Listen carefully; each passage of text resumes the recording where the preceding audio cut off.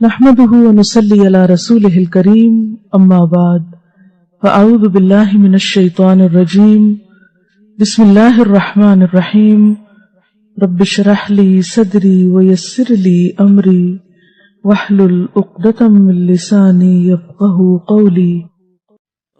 صحبت اور غسل جنابت۔ صحابہ کرام رضی اللہ عنہم کے درمیان غسل جنابت کا ایک مسئلہ زیر بحث آیا۔ ایک گروہ کہتا تھا کہ غسل صرف دخول پہ فرض ہو جاتا ہے، انزال شرط نہیں، یعنی واٹر ڈسچارج جو ہے وہ ضروری نہیں۔ دوسرا گروہ بیان کرتا تھا کہ وجوب غسل کے لیے دخول کے ساتھ انزال بھی شرط ہے۔ یہ طویل مباحثہ کسی فیصلہ کن صورت پر منتج نہ ہوا۔ آخر قرار پایا کہ ام المومنین حضرت عائشہ رضی اللہ عنہا سے دریافت کیا جائے۔ حضرت عائشہ نے کہا کہ رسول اللہ صلی اللہ علیہ وسلم نے فرمایا، اذا جلس بین شعبها الاربع ومس الختان الختان فقد وجب الغسل۔ جب مرد عورت کی چار شاخوں کے درمیان بیٹھ جائے اور اس کا محل ختنہ عورت کے محل ختنہ کے ساتھ مس کرے تو غسل واجب ہو جاتا ہے۔ تو مسئلہ یہ ثابت ہوا کہ صرف دخول پر ہی مرد اور عورت جنبی ہو جاتے ہیں اور ان پہ غسل واجب ہو جاتا ہے، انزال یعنی منی کا نکلنا شرط نہیں۔ جنابت کے احکام۔ وجوب غسل کی حالت کو حالت جنابت کہتے ہیں۔ وجوب غسل یعنی جب غسل واجب ہو جاتا ہے تو اس حالت کو جنابت کہتے ہیں۔ جنابت کا لفظ جم سے، جم پہلو کو کہتے ہیں، بچنا۔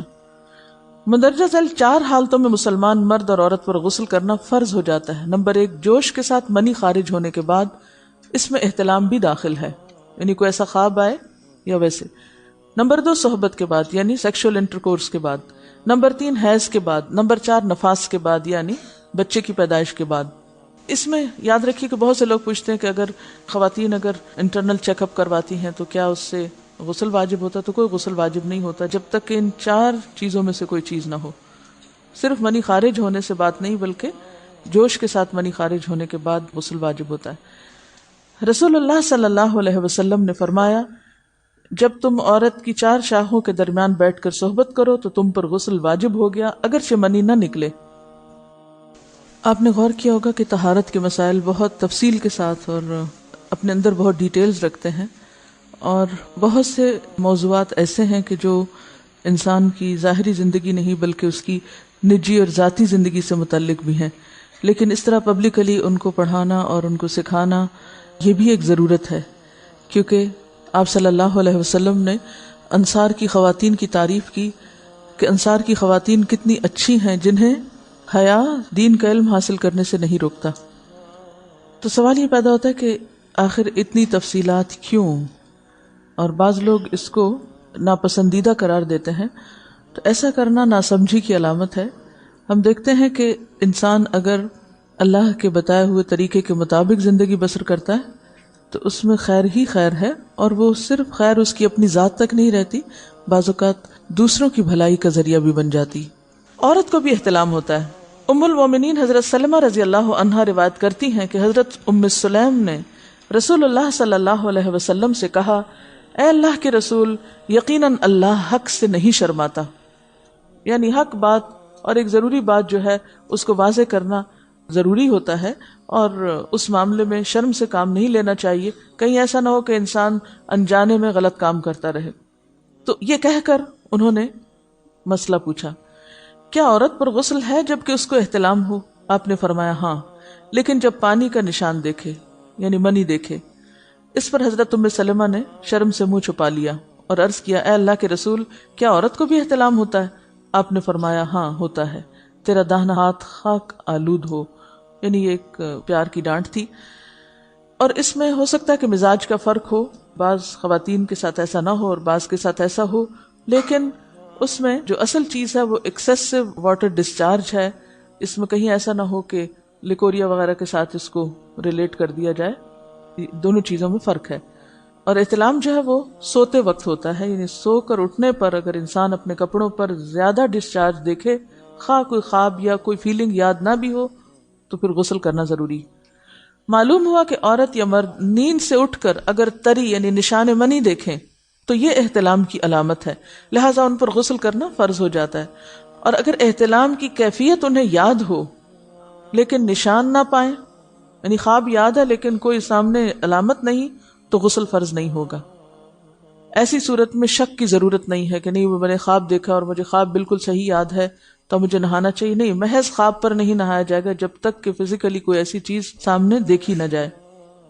حضرت ام سلمہ روایت کرتی ہیں کہ میں نے کہا، اے اللہ کے رسول صلی اللہ علیہ وسلم، میں اپنے سر کے بال خوب مضبوط گوندتی ہوں، کیا میں انہیں غسل جنابت کے وقت کھولا کروں؟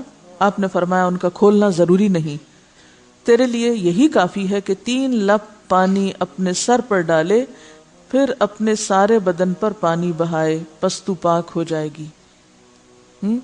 یعنی بالوں کی جڑیں بھیگنا، سکن بھیگنا ضروری ہے، سارے بال کھولنا ضروری نہیں ہے۔ جنبی کے بالوں کا مسئلہ۔ حضرت عائشہ کو خبر ملی کہ حضرت عبداللہ ابن عمرو عورتوں کو غسل جنابت کے لیے بال کھولنے کا حکم دیتے ہیں۔ فرمانے لگی، ابن عمرو پر تعجب ہے، انہوں نے عورتوں کو تکلیف میں ڈال دیا، وہ انہیں سر منڈوانے کا حکم کیوں نہیں دے دیتے؟ یہ حضرت عائشہ کی ڈانٹ تھی، یعنی وہ یہ تو کہنے کہ عورتیں بال کھول کھول کے نہائیں، تو وہ پھر سیدھا یہی کہیں کہ عورتیں بال منڈوا لیں۔ میں اور رسول اللہ صلی اللہ علیہ وسلم ایک ہی برتن میں غسل کرتے، اور میں اپنے بال کھولے بغیر سر پر 3 چلو سے زیادہ پانی نہیں ڈالتی تھی۔ معلوم ہوا کہ غسل جنابت کے لیے بال کھولنے کی ضرورت نہیں، مگر یہ حکم صرف غسل جنابت کا ہے، غسل حیض کے لیے بالوں کا کھولنا ضروری ہے، کیونکہ وہ مہینے میں ایک دفعہ ہے۔ حضرت عائشہ سے روایت ہے کہ انہیں رسول اللہ صلی اللہ علیہ وسلم نے غسل حیض کے لیے فرمایا، اپنے بال کھولو اور غسل کرو۔ اس میں آپ دیکھیے کہ دونوں چیزوں میں فرق کیوں ہے، دونوں کی نوعیت فرق ہے، اور حیض جو ہے وہ ایک نجاست کی کیفیت بھی ہے نا، قل ہوا اذی، تو اس کے بعد نہانا اور نہا کر خوشبو لگانا خاص طور پر اس کا سارا حکم آتا ہے، لیکن غسل جنابت میں نجاست کی وہ کیفیت نہیں ہے، یعنی حیض کا خون اور منی جو ہے ان دونوں کے حکم میں بھی فرق ہے، ٹھیک ہے نا۔ بعض علماء کے خیال میں جو منی ہے اٹ سیلف وہ ناپاک چیز نہیں ہے، اگر کسی کپڑے وغیرہ کو لگ گئی تو وہ کپڑا ناپاک نہیں، اگر اس کو خشک ہونے پر کھرچ کے صاف کر دیا جائے تو کپڑا صاف ہو جائے گا، لیکن خون حیض پر آپ صلی اللہ علیہ وسلم کیا فرمایا، چٹکیوں سے مل مل کے اس کو صاف کر کے دھوئے، تو ان دونوں میں بھی فرق ہے، لہٰذا ان دونوں کے بعد نہانے کے حکم میں بھی فرق ہے، ایک میں بال کھولے جائیں گے اور بال بھی دھوئے جائیں گے اور بالوں کی جڑیں بھی دھوئی جائیں گی، جبکہ دوسرے عام غسل جنابت میں بال کھولنا اور پورے بال دھونا شرط نہیں۔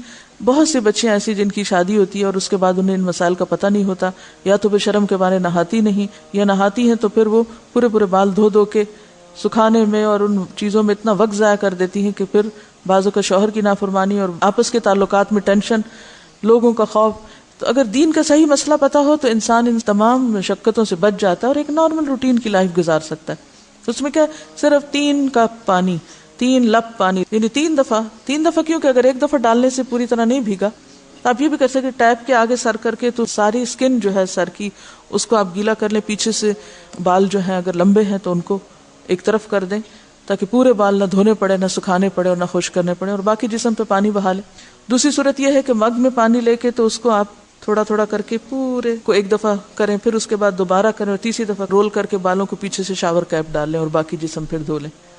شاور کیپ سے کیا ہوتا ہے عام طور پر کہ پیچھے کے جو سارے لمبے بال ہیں پھر وہ نیچے گر کے گیلے نہیں ہوتے، وہ آپ کے سر پہ ہی ٹک جاتے ہیں۔ تو سر کی اسکن دھوئیں اور بالوں کو جوڑے کی شکل میں باندھ کے اوپر شاور کیپ پہن کے پھر باقی جسم کو اچھی طرح دھو لیں۔ تو اس میں آپ دیکھیں کہ جب بالکل سر کے سکن کا حصہ ہی تر ہوگا، اور یہ 3 دفعہ کرنا ہوگا، ایک دفعہ سے نہیں کام چلے کہ 3 دفعہ کرنا، تاکہ کوئی بھی بال برابر جگہ سکن کی خشک نہ رہ جائے۔ تو اس سے کیا ہوگا کہ جتنا کم بال گیلے ہوں گے اتنے کم دیر میں ان کو خشک بھی کیا جا سکتا ہے۔